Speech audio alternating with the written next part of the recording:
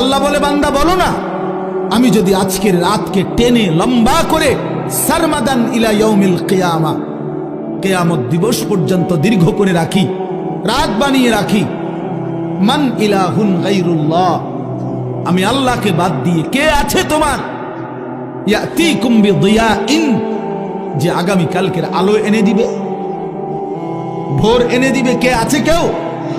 তাহলে আজকের রাত তো আগামী কালকে পরিবর্তন করবে মহান আল্লাহ।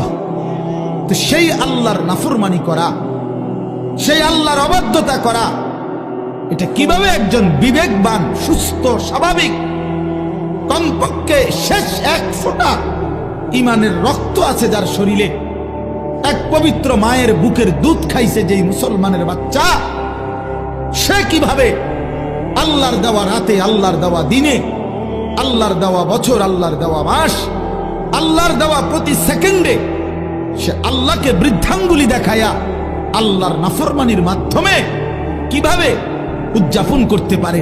এটা তো কোনো বিবেকবান ইমানদারের কাজ হইতে পারে না,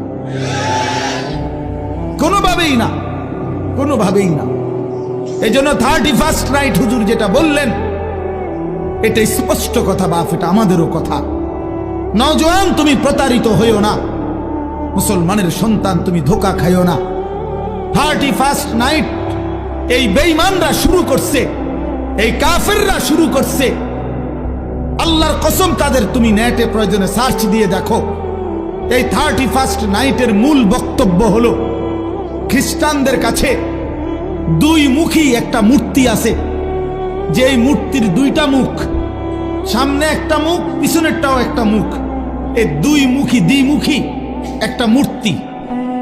31শে ডিসেম্বরের শেষ মিনিটে তারা ওই পিছনের মূর্তির মুখের পিছন দিকে দাঁড়াইয়া বলে, হে মহান দেবতা, বিগত 1 বছরের অপরাধ আমরা অনুতপ্ত মার্জনা করো।